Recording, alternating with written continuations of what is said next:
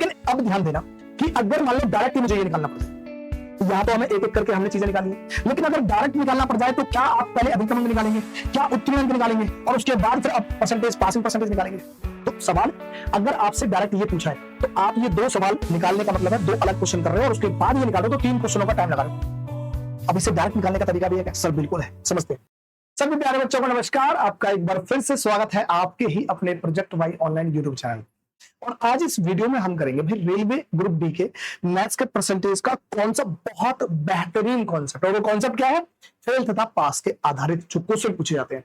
हम सिर्फ ऐसा नहीं है कि रेलवे ग्रुप डी में पूछे जाते हैं, अब ये तो भाई आपके एसएससी के कोई भी एग्जाम ले लो उसमें पूछे जाएंगे, रेलवे का कोई एग्जाम ले लो वहां भी पूछे जाते हैं।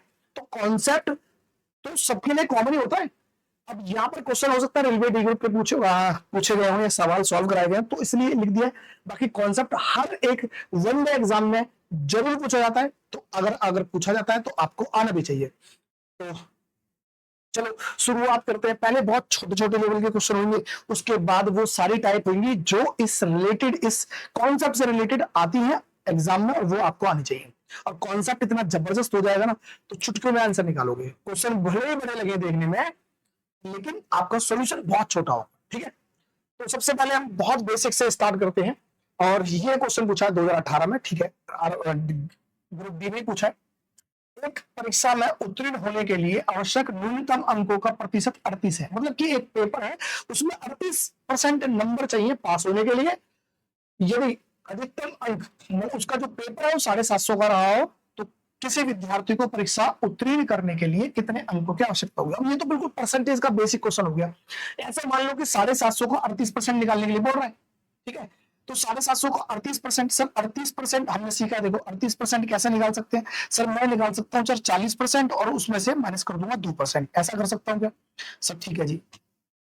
40% कितना होगा? सर 40% हो जाएगा। सर ये 10% कितना होता है? अभी 10% एक नंबर के बाद पॉइंट लगा देंगे। सर 75 का 4 गुना तो डबल का डबल कर देंगे, तो 75 का डबल 150, 150 का डबल 300, 300 हो गया 40%। तो 300 से छोटा आंसर आएगा, 300 से इतना छोटा नहीं होगा, और ये सिंपल आंसर हो जाएगा। अगर एग्जैक्ट निकालना चाहते हैं तो 2% माइनस करना था, 1% बनेगा, यहाँ पर लगाएंगे 7.5, 7.5 का डबल होता है 15, तो 300 में से 15 माइनस करेंगे 285, आपका आंसर बन जाएगा। डन। दूसरा, जब मुझे पता है कि 750 को 38% निकालना है, तो 38, देखो मैं 750 का 38% निकालता तो कुछ ऐसे ही निकालता, ठीक है। तो मुझे पता है 100 है, यहां से कुछ भी नंबर इसको तो काट सकता है, लेकिन ये 19 का मल्टीपल है, तो 19 को तो नहीं काट पाएगा। तो 19 से काट कर चेक कर लेता कि 19 का डिविजिबिलिटी रूल से भी आंसर आ जाता। तो ये भी 19 का डिविजिबिलिटी हो सकता है, लेकिन 300 से बड़ा है ना। तो अगर एक से ज्यादा ऑप्शन हो जाएंगे फिर आपको और दिमाग लगाना पड़ेगा, कि जैसे यहाँ पर देखिए हमने कि भाई 300 से कम ही होना चाहिए आंसर, मतलब कि तो ये तो आपका दिमाग में चलना चाहिए, भले आंसर निकले ना निकले, एक से ज्यादा ऑप्शन हो जाए, पर आपके दिमाग में चलना चाहिए कि ये 38 है तो 19 का मल्टीपल है, 19 के मल्टीपल से भी हम आंसर निकालने की कोशिश करते रहेंगे। ठीक है, अच्छा, एक परीक्षा में ये क्या है, प्रांजय ने 272 अंक प्राप्त किए जो 64% अंक प्राप्त करने के बराबर थे। इसका मतलब इसका 64% नंबर आए और ये कितने के बराबर थे? 272 के बराबर। तो बोल रहा है कि भाई परीक्षा कितने अंकों की थी, तो कितने अंकों की थी मतलब कि अधिकतम अंक जो टोटल जो पेपर हुआ था उसका पूछ रहा है। तो मैं तो कहता हूं कि भाई इसे 100 बनाने की कोशिश करो, अगर बना सकते हो तो। 100 कैसे बनाएंगे सर? तो चलो काट के देखते हैं। तो मैं कहूंगा भी यहाँ पर काट लेते हैं 8 से, 8 और 2 64, और यहाँ से काटूंगा 8 तिया 24, और कितना बचेगा 8 चौक 32। फिर काटता हूँ यहाँ से 4 से, फिर कितना होगा 17 हो जाएगा। 4% की वैल्यू 17 है, 25 से गुना कर दूंगा तो 100 बन जाएगा। तो इसका मतलब यहाँ से 25 से गुना कर दूंगा, ठीक है। और 25 से किसी नंबर को गुना करने का मतलब है कि 2 जीरो लगाओ और उसका आधे का आधा कर दो। 2 जीरो का मतलब है 1700, और 1700 का आधा कितना होता है भाई 850, और 850 कितना होगा 450, 450, इसका आंसर आएगा 425। डन भाई।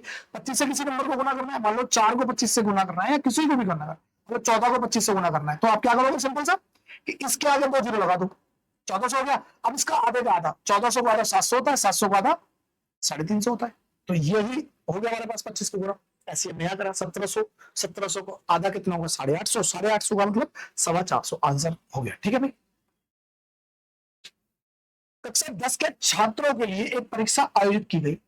96% छात्र पास हुए, मतलब कि जो पासिंग की परसेंट है वो 96% है, और 50 असफल रहे। मतलब ये क्या है, परसेंटेज में, और ये वैल्यू किसमें, नंबर्स में। तो नंबर में कितने बच्चे हुए, फेल हुए, 50 बच्चे फेल हुए। ठीक है, कितने छात्र उपस्थित रहे। अगर 96% अगर बच्चे पास हुए तो फेल, क्योंकि नंबर फेल का दे रखा है तो मुझे फेल चाहिए, ये भी फेल है भाई, और ये भी मुझे परसेंट में भी फेल ही चाहिए। परसेंट में कितने फेल हो जाएंगे, 4%। ठीक है, तो 4% की वैल्यू है 50, 25 से गुना कर दूंगा तो 100% बन जाएगा, और मुझे 100% की वैल्यू निकालने के लिए 25 से गुना करना पड़ेगा। तो 25 से गुना करूंगा तो 25 पंजे 125, तो 1250। ठीक है, 25 पंजे 125 और जीरो चुका हुआ है तो 1250 इसका आंसर। क्या बात समझ में? बहुत बेसिक क्वेश्चन है। अभी अभी वो टाइप भी आएंगे जो जिन टाइपों को आप देखते हो हर एग्जाम में। ठीक है, तो बस वेट करो। किसी छात्र को पास होने के लिए 40% अंक प्राप्त करने होंगे। उसने 67 अंक प्राप्त किए और 13 अंकों से फेल हो गया। अब एक बात बताओ, पास होने के लिए अगले को अगर बोलता है पास होने के लिए उसे कितने नंबर चाहिए थे, 40% नंबर चाहिए थे। लेकिन अगले ने क्या करा, ये लेके आया कितना, 67 नंबर लेके आया, लेकिन अभी पास नहीं हुआ। कितने नंबर से फेल हो गया, 13 से। मैं कहता हूं इतने नंबर लाके अगर 13 से फेल हो गया है, अगर इसे पास करवाना होता तो 13 नंबर और लेके आना होता कि ना। तो कहने का मतलब 40% की वैल्यू कितनी हो गई भाई, ये हो गई 40% की। 67 और 13 कितने होते हैं, 80 होते हैं। 40% की वैल्यू 80, 40 का डबल ही तो हो रहा है, तो इसका मतलब 100% की वैल्यू कितनी हो जाएगी सर, डबल हो जाएगी, 200। क्या हो जाएगा, 200। Answer is 200। बात समझ में आ गई। चलो फिर देखिए, रमेश को परीक्षा पास करने के लिए 36% अंक प्राप्त करने थे। उसने 24% अंक प्राप्त किए और 9 अंकों से फेल हो गया। बोले को पास होने के लिए चाहिए 36%, लेकिन नहीं लेके आ पाया। कितने लेके आ पाया, 24%, और फेल हो गया 9 से। मैं कहता हूं कि वो 9 नंबरों से तो फेल हो गया। ठीक है, ये मेरे पास संख्या में था 9 नंबर फेल हो गया, लेकिन एक्चुअली में परसेंट से कितना फेल हुआ सर, 36 लेके आने थे पर लेकिन 24 लेके आया, इसका मतलब 12% कम रह गए। तो 12% कम रह गए, परसेंट में क्या है 12, और नंबर में कितने रह गए। इसे मुझे बनाना है कितना, 100% बनाना है। तो क्या बोला जाए, अधिकतम अंक का मतलब है कितने नंबर का पेपर हुआ था। तो इसे मैं करूंगा 3 से, 3 चौक 12, और इसे करूंगा 3 से 3। तो 4% की वैल्यू 3 है, तो 25 से गुणा कर दूंगा तो 100%, और इसे 25 से कर दूंगा तो क्या हो जाएगा, 75। ठीक है, तो 75 नंबर का वो पेपर रहा होगा। आ जाओ पहले। किसी परीक्षा को पास करने के लिए छात्र को 36% अंक प्राप्त करने होंगे। एक छात्र ने 190 अंक प्राप्त किए और 35 अंकों से फेल हो गया। अब तो ये 2 क्वेश्चन कर लिए, तो तीसरा क्वेश्चन घर पे कर सकते हो। तो इसे आप होमवर्क समझ लेना, ठीक है भाई, इसे करके बताना।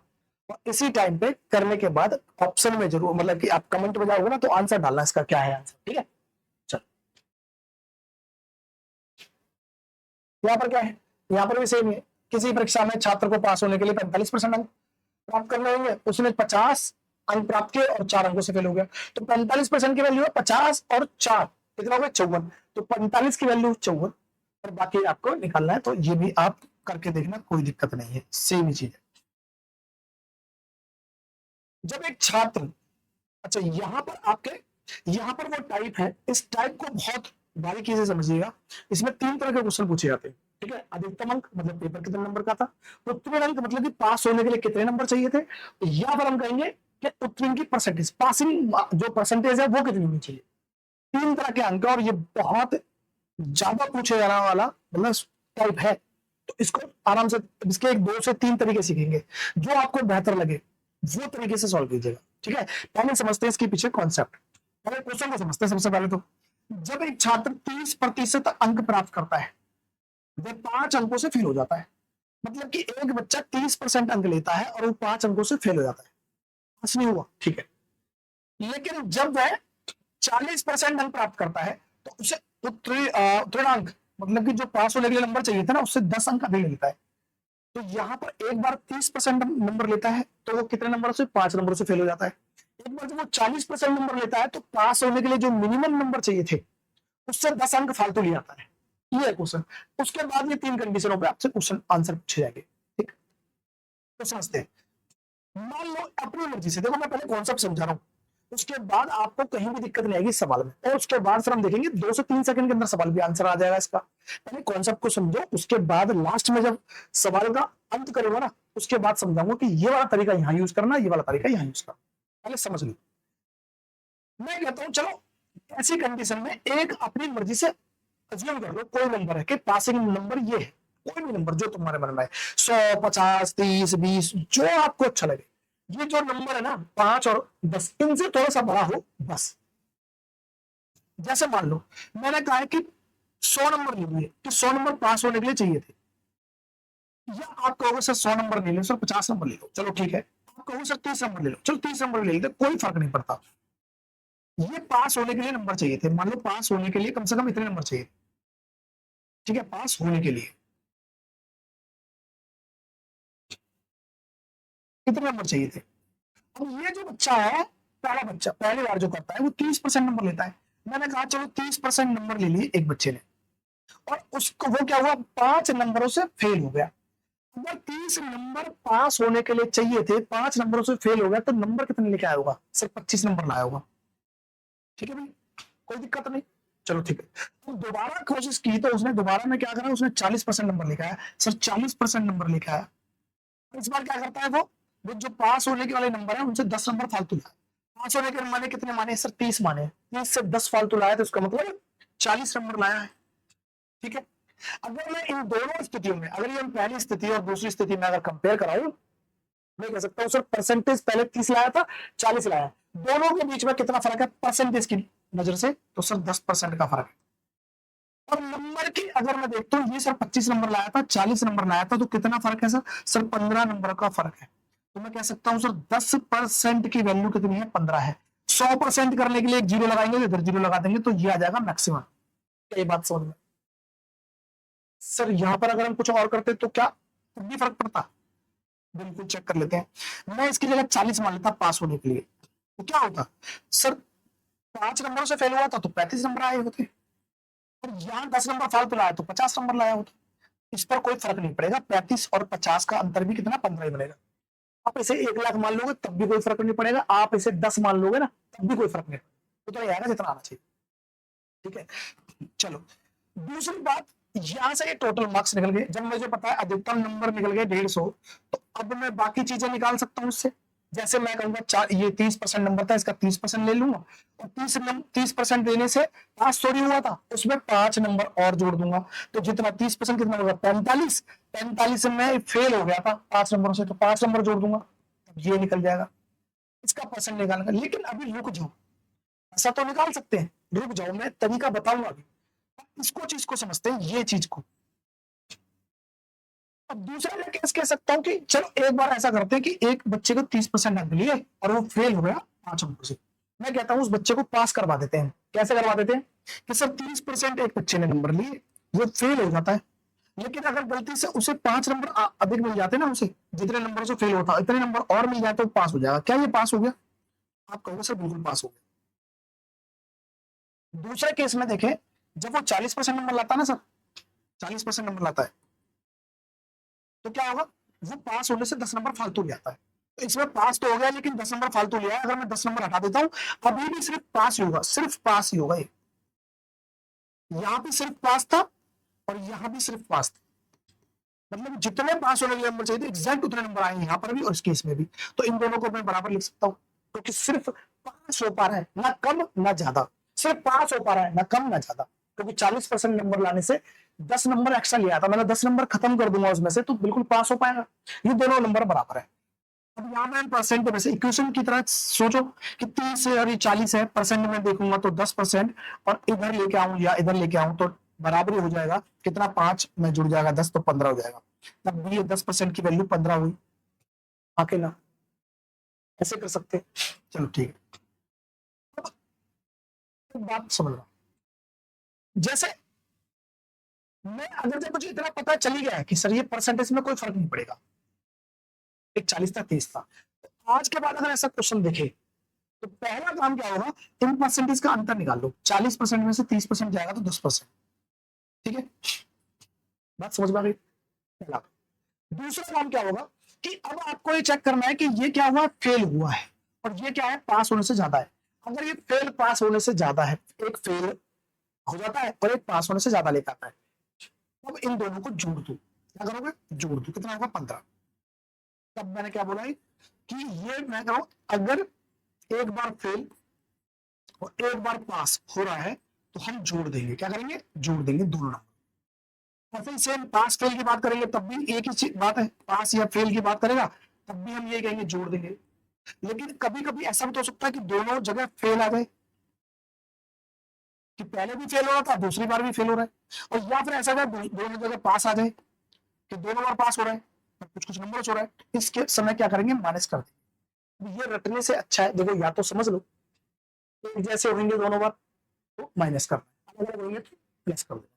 जैसे एग्जांपल के तौर पे मैं मान लेता कि एक बच्चा फेल तो हो रहा है, मान लो फेल हो रहा था, ऐसे मान लेते कोई क्वेश्चन है कि एक बच्चे ने 30% नंबर लिए और वो 15 नंबर से फेल हो गया। दूसरे केस में बोला कि सर 40% नंबर लिए और यहाँ पर 15 नंबर से फेल हो रहा था, और अब मान लेते हैं वो 5 नंबर से फेल हो रहा है।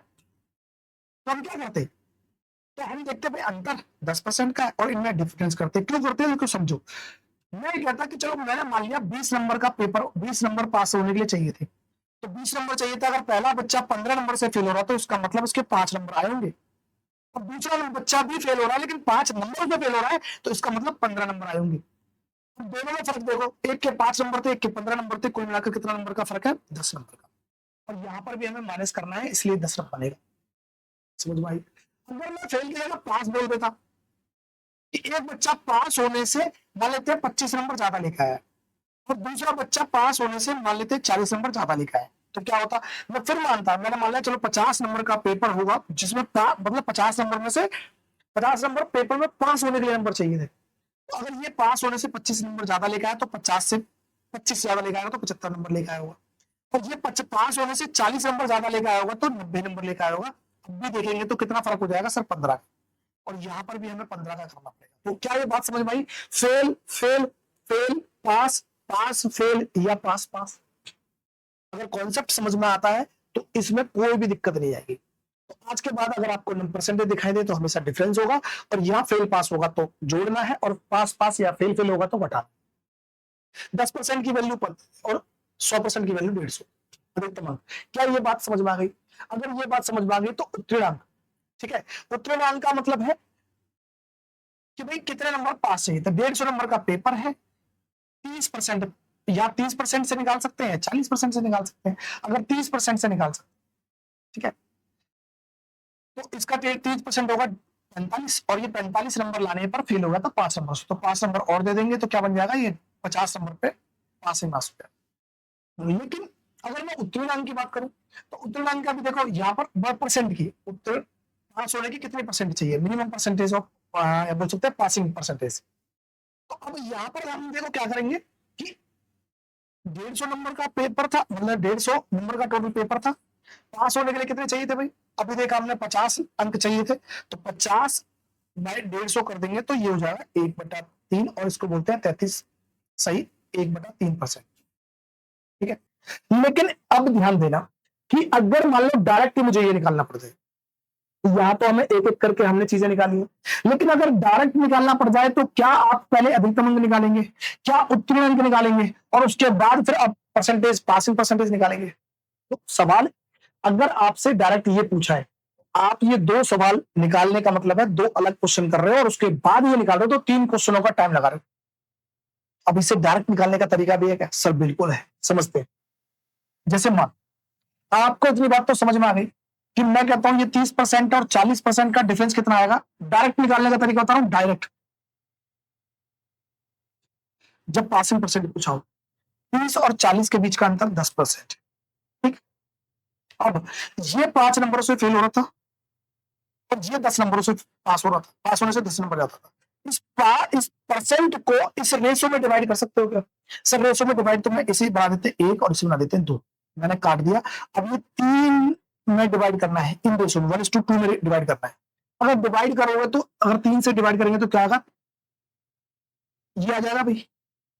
इसको मैं इससे गुना करूंगा तो ये हो जाएगा ये, तो कुल मिलाकर यहाँ और ये यहाँ हो जाएगा ये चीज। नहीं, बात समझ में आई? सिंपल सा कुछ नहीं करा, हम कह रहे हैं परसेंट को 10% को इस रेशो में, जो ये फेल और पास हो रहे थे, इन रेशो में डिवाइड किया तो ये आ गया 35, और ये कहते हैं 3 सही 1/3%, और ये अच्छा ये 66 क्यों होगा, ये 6 इतना हो जाएगा। ठीक है, बात समझ में आई?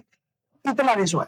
इसका मतलब ये हुआ कि अगर आप चाहते हो कि इसे पास कराना तो 30% ये ले लो और उसमें ये जोड़ दो। कितना हो गया भाई? 33 सही 1/3%, और ये पास हो जाएगा। अगर आप ये नंबर लेना चाहते हो 40%, इसमें पास होने से ज्यादा लिखा था, उसमें से 6 सही 2/3% घटा दो, तब भी वो पासिंग परसेंटेज निकल जाएगी। ये बात समझ में आ गई? अगर ये बात समझ में आ गई तो उसके बाद आप प्रैक्टिस करते हैं इनके क्वेश्चनों पे। ठीक है, ये लो भाई, एक अभ्यर्थी 20% अंक लेकर 35 अंकों से फेल हो जाता है, जबकि दूसरा 50% से लेकर ये उत्तीर्ण होने के लिए न्यूनतम अंकों से 32 फालतू लाता है। तो हमें करना क्या है? 20 और 50 कितना हो गया? अंतर देखो भाई कितना है? 30% का। 30% की वैल्यू कितनी है? 35 और 32 67 होती है भाई। अगर 1% की वैल्यू निकालूंगा 30 से डिवाइड, और 100% की वैल्यू चाहिए इतनी, 0 से 0 कैंसिल आउट, और ये बन जाएगा 670/3, 670/3 ये आंसर। ठीक है, क्या चाहिए था? पूर्णांक। पेपर कितने नंबर का था? आगे दो। किसी छात्र ने परीक्षा में अधिकतम अंकों का 25% प्राप्त किया और 15 अंकों से फेल हो गया। दूसरे छात्र ने उसी परीक्षा में अधिकतम अंक से 30 अधिकतम अंकों का 30% लिया और 5 अंकों से फेल हो गया। इस बार दोनों फेल है, यहां भी फेल हो यहां भी फेल। मैंने कहा जब दोनों बार फेल होगा तो माइनस, दोनों बार पास होगा तो माइनस, फेल पास होंगे तो प्लस।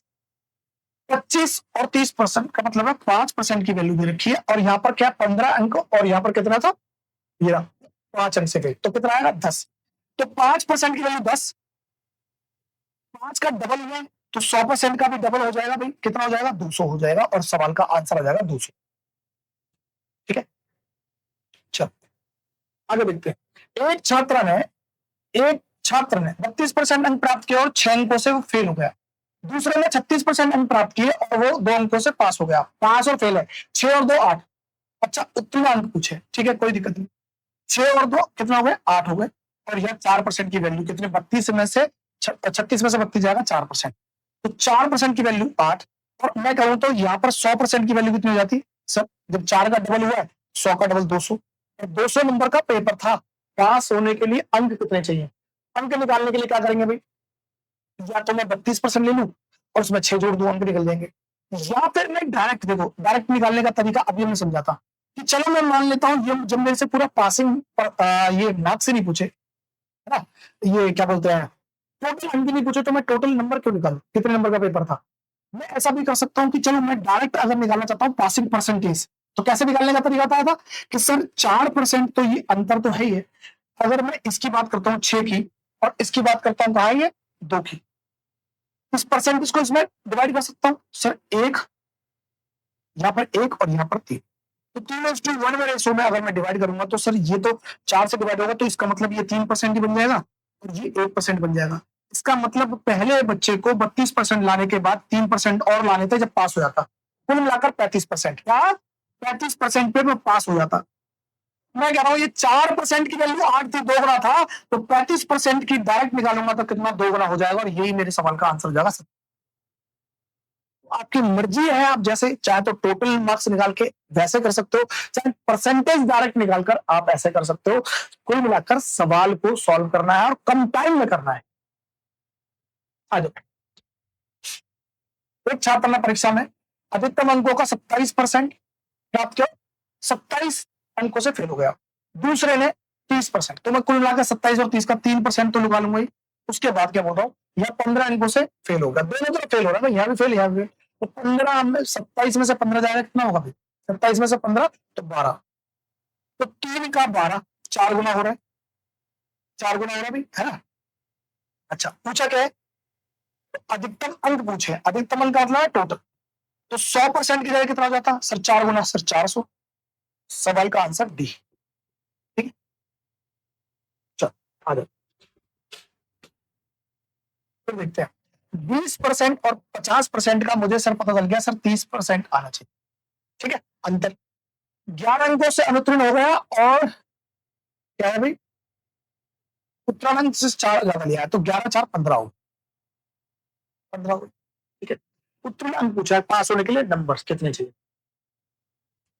या तो मैं ऐसे कर लूं भाई, ये 30 का 15 आधा हो रहा है, और अगर मैं ये निकालना चाहता हूं 30% और रेशो में बनाना चाहता हूं, ये 11 और ये क्या है 4, तो मैं देखता हूं सर ये 30% है, इस रेशो में बांटा है, ये 15 हो रहा है, तो एक्चुअली में हर कोई कितना होगा 2%, तो इसका 2% हो जाएगा 22 और इसका हो जाएगा 8%, ठीक है। इस रेशो में डिवाइड करूंगा तो ये 15 है, 15 से जब 30 को डिवाइड करूंगा तो क्या होगा 2 से गुणा करूंगा तो 22 और 8। इसका मतलब पास होने के लिए पहले 20% चाहिए थे और उसमें 22 जोड़ेंगे तो 42%, पास हो जाता 42%। मतलब बताओ 30% की वैल्यू अगर आधी हुई है तो 42% पास होने के लिए आधी वैल्यू कितनी हो जाएगी सर 21, और ये सवाल का आंसर हो जाएगा 21। कोई दिक्कत तो नहीं आ रही ना, चीजें समझ में आ रही है। आप चाहो तो इसे डायरेक्ट भी निकाल सकते हो, कोई फर्क नहीं।